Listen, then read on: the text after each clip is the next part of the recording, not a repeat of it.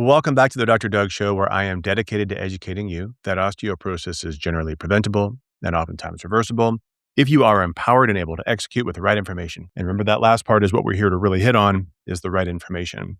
Today, I want to talk about genetics and osteoporosis. I know many of you have gone to your doctor after you received the diagnosis of osteoporosis or low bone density, osteopenia. You go to your doctor and you say, hey, I want to do something about this naturally, or I want to go to a trainer or a physical therapist. I want to do exercise. I want to work on my diet or whatever. And they say, no. Don't worry about any of that. Most of your bone loss trajectory is genetic. This is mostly predetermined. There's nothing you can do about it. Don't waste your time.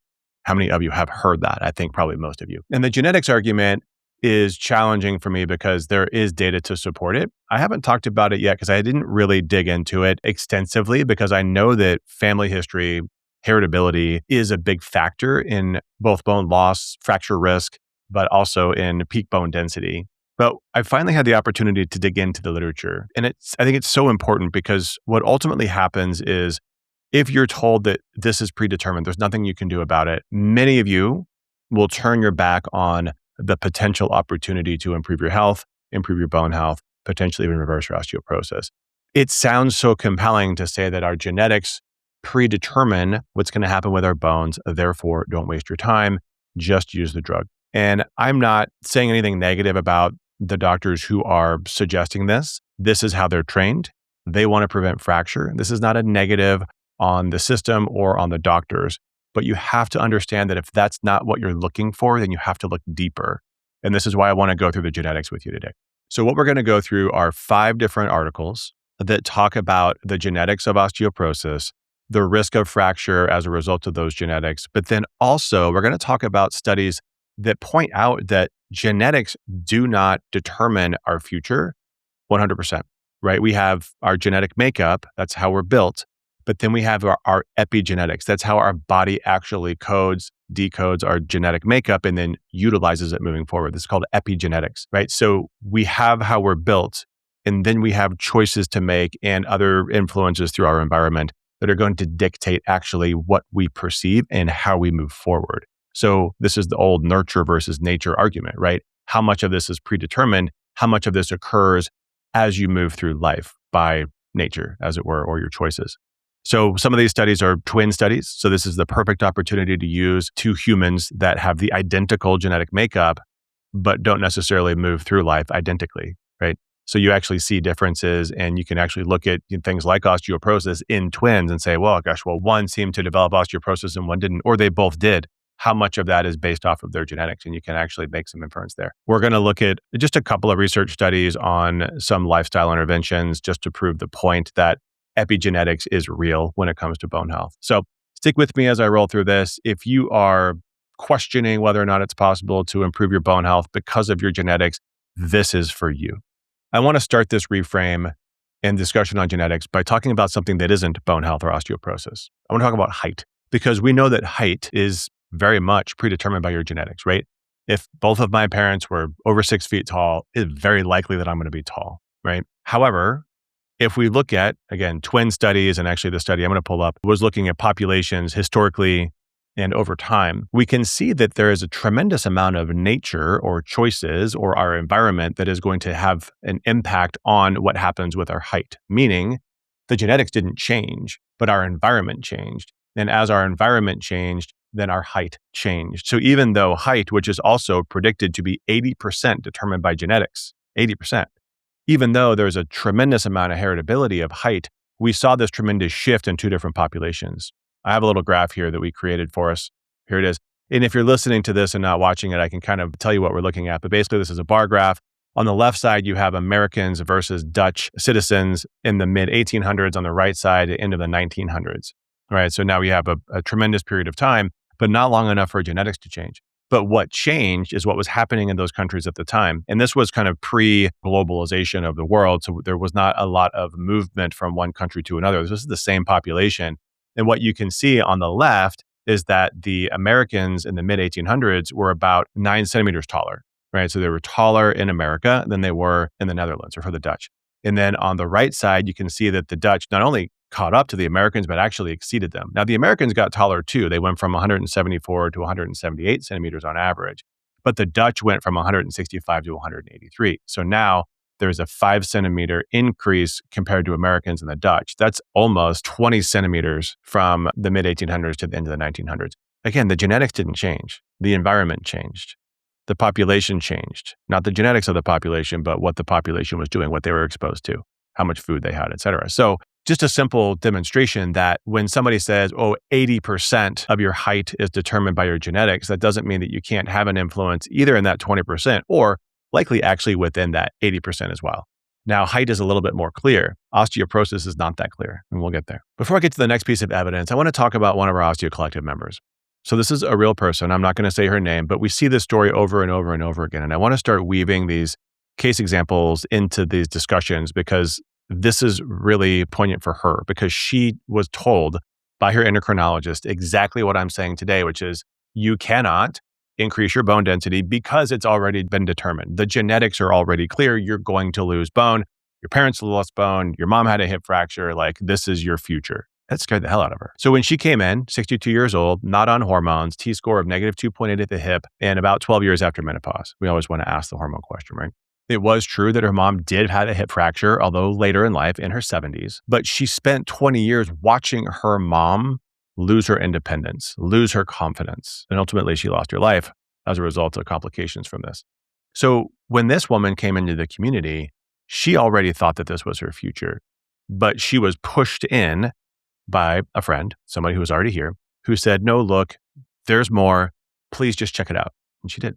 Now, her endocrinologist had already told her, there's nothing you can do. Here, take this drug. And she was facing a very difficult decision, which many of you have faced or are facing, which is, do I take a drug or not? So, of course, this woman was worried about fracture because she saw it in her mom. When we talk about genetics around bone health, there's actually three things to talk about.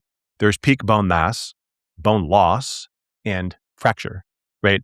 And there's genetics around all three. But specifically around fracture, there's a twin study that we can lean on for a little bit of evidence here. So in 2005, there was an article published in the Archives of Internal Medicine, and it's called the Swedish Twin Study. And there were over 33,000 twins that were followed for 25 years. What they found is that the heritability of fracture depends massively on when the fracture occurred. So I've got a little graph here. And again, for those of you who are listening, I'll describe it. But basically what we see here are 3 bar graphs and the amount of what's called heritability. So how much was genetically driven on the y-axis and then age on the x-axis. And what you can see is that the younger the fracture occurred, and the threshold here is under 69, it was around 70% of the risk of that fracture was inherited. And 69 to 79, it's a little under 50%. And over the age of 79, or including 79 and older, it's almost 0.03%. And what this shows is that heritability changes over time. And so if you go back to our community member example, she's 62, but her mom fractured in her 70s. So how much of that was due to her mom's genetics?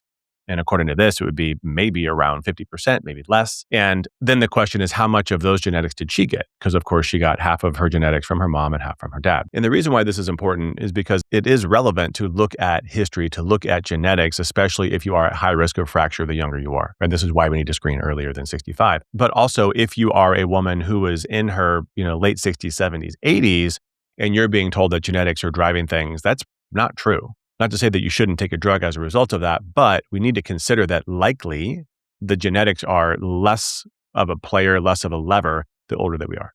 And that brings me to the third piece of evidence here, which is the genetics or the heritability around bone density in general. And what we pulled here is a study that looked at over 400,000 individuals from the UK Biobank. So this was published in 2019 from the paper Nature Genetics. And what they looked at is a full genome, so all of the genes that are known to man at the time in 2019, trying to find the ones that are related to bone. And while you could say that, according to some studies, like the twin studies, up to 80% of fracture risk or bone density is related to genetics, in this study, they can only explain 20% of it. This is really important because this is the biggest study, the best study. And when your doctor says 80% are genetically driven, you could argue that no, really, we only know what 20% of those are.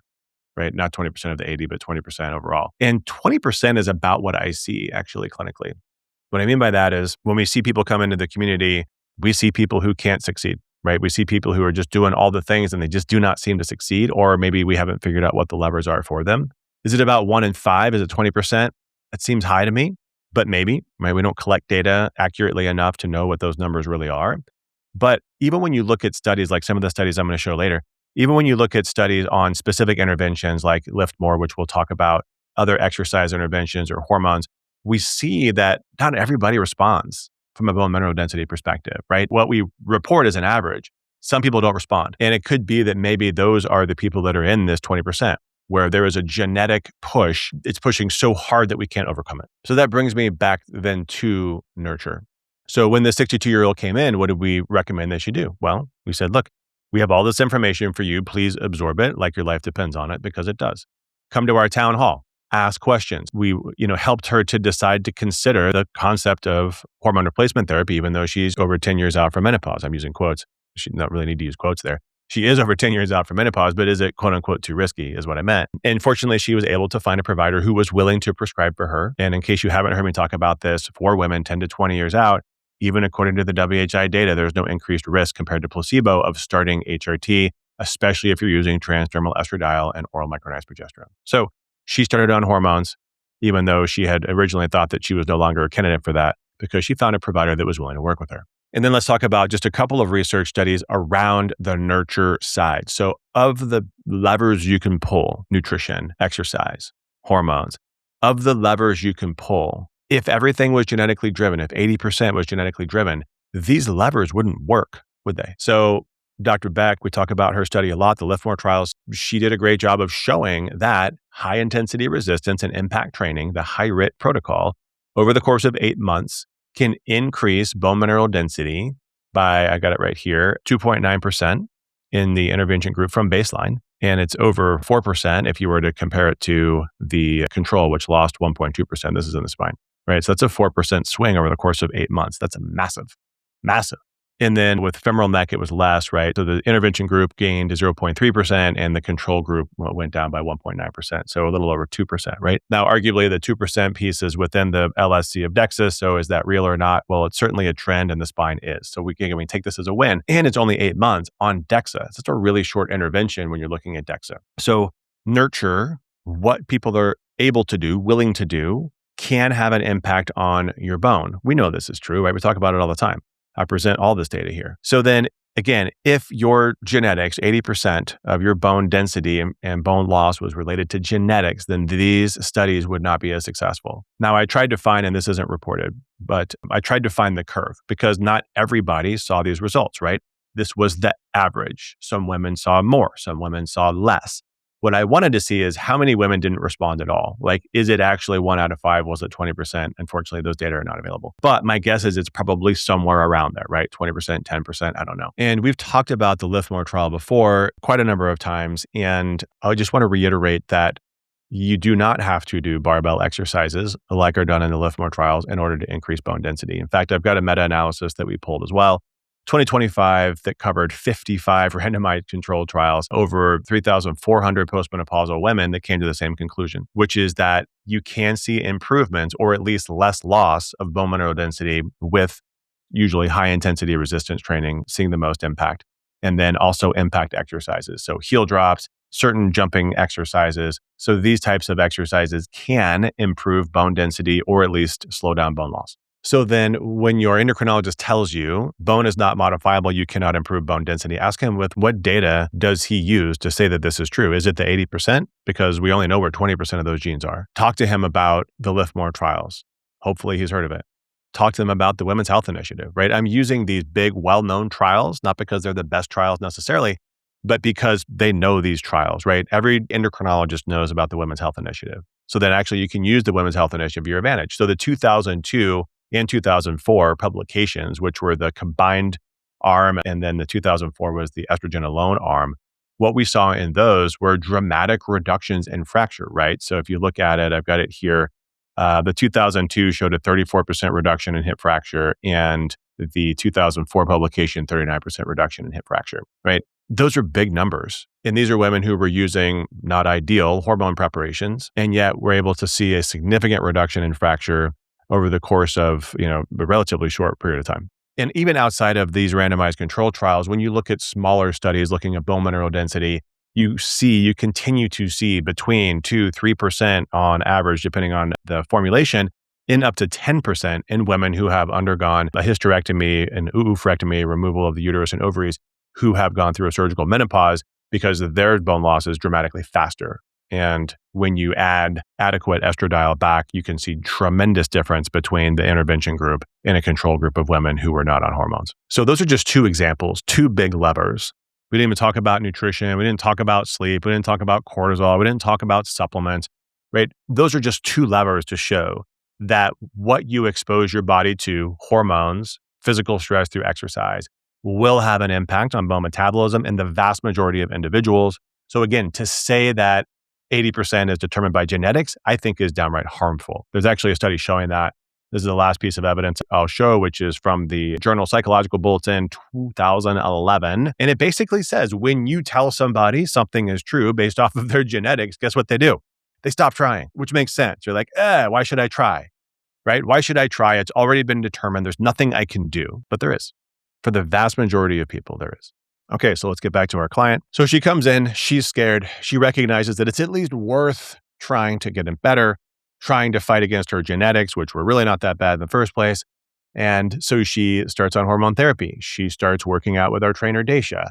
She is doing resistance training. She's able to do impact training, right? She gets some labs. She's doing biomarker-driven supplementation, right? These are the levers. And then a year later, her P1NP CTX ratio goes from double digits to over 150. Awesome. She went from being catabolic, losing bone clearly at 62 to now building bone, being anabolic, feeling stronger, looking better, clothes fitting better, having more energy. This is the bone health journey, right? You feel better because you're doing all the things that are good for your bones. And guess what? That's good for you just as a human. So now a year later, she's feeling better. And guess what? When she gets a repeat DEXA, it looks better too. So am I showing you an example of somebody who is, a unicorn, the exception, not the rule? No. We have clients in the Osteo Collective that see improvement. We have a success channel. We see people drop improvement every day, whether it be an improvement in P1NP CTX ratio, whether it be an improvement in DEXA, an improvement on REMS, an improvement on their ability to lift weights or do heel drops or whatever. We see women improving every day because they're focusing on their health through the lens of their bones. And if all of them had been told that there's no hope, then we would have thousands of people in the world who we have in our community who would be on a downward spiral, less active in their community, less active in their families, feeling worse about their bodies, having higher fracture risk. This is the work that needs to be done. Now, you don't have to do it with us, but you're listening to this. So you're already part of our community. We want you to find the tools that you need, find exercise that you can do with someone that can help you to do it if that's your choice. Find a diet that is supportive of your bone and of your muscle. If you are a candidate for hormones, or if you don't know that you're a candidate for hormones, find out the answer definitively. Choose one path or the other. Optimizing your body through the lens of your bones, I can tell you, is going to have such a positive impact on your health span, on the way that you interact with your society and with your family. So just like height is not predetermined completely, neither is your bone density, neither is your rate of bone loss, neither is your fracture risk. There's this saying in the epigenetic space that our genetics load the gun, but we pull the trigger. You want to say it in a nicer way. Heritability is not the same thing as inevitability. So go live your life, find the right levers. I'll see you in the next video.